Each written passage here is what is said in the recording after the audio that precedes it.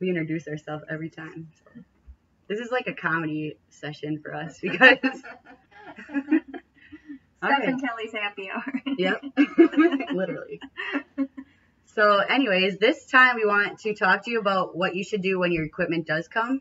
And the first thing that we feel is really important is to get a good inventory of what you have and get it marked because you're going to keep getting equipment in, hopefully through donations. And as your program expands, you're going to start getting more equipment in, used and new stuff. So get a good inventory of what you have and keep a running list. And we put all of our iPod and equipment in a kit. We use a Rubbermaid container. And in that container, we have the iPod, the USB cable, the charger, the headphones, the instruction sheet. And it's all labeled. Don't forget the instruction sheet. That'll come in handy later when you have aides or different workers that say, I've never used one of these things. I've never even seen one of these things or whatever. You're going to have it right there and handy for them. So put an instruction sheet in every single one. Trust us. Yeah, we have a cheat sheet taped on the inside of the lid of the container. You can thank us later. Yeah.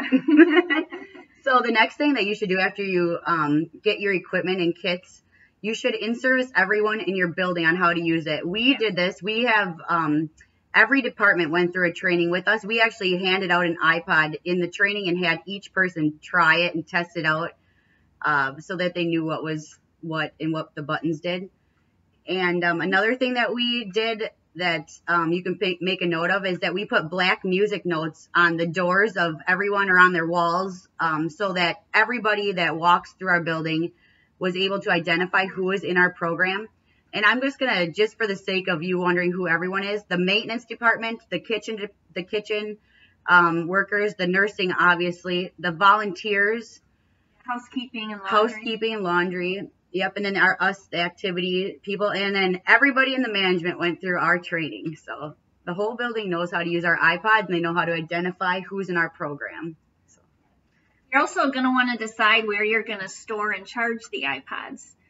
We have a cupboard in our activity office where we keep iPods that are not issued out, where we can keep them charged and keep them so they're handy when someone needs one. The speakers need a charge too, so you're going to want to find a safe place to have a power strip. And if you're like us, power strips are like not allowed on the main floor in the resident rooms, or I think in the nurses station they can have them, but just for their computers. So we have them in our office in a locked cabinet. Right? Yeah. Yeah, we have a power strip in there so we can keep the iPods that aren't being issued on a charger. Once the residents have them, they're kept in their rooms, which is good. They're accessible that way. Yep. And then we're going to get into more details, but we also have bags that we hook on the back of the wheelchairs. And so our iPods travel with our residents all day long. We'll talk to you more about that later when you get more into your program. We'll talk to you more about that. So, but it's something to think about that you could maybe start gathering little bags that just hook on the back of the chair that are big enough for the headphones, the iPod. That's it, right? Yeah, or a speaker. Oh, yep, or a speaker, yeah. Okay, and another thing you can do is start syncing your music on the iPods. Yep. For each person that's going to use the iPod, you're going to want to decide what music to put on it, what music they like.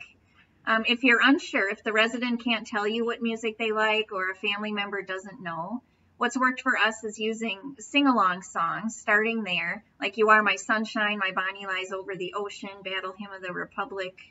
Yep. Those songs work really well. Let Me Call You Sweetheart, that's a good one too.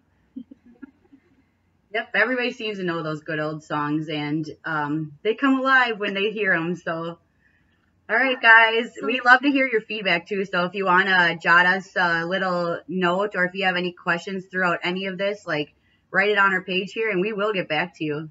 Maybe not that day, but we will definitely answer your questions. Or if you want to know more information about something, please ask us. Help you out any way we can. Hit the button. Kelly always forgets to hit the button. Thank you.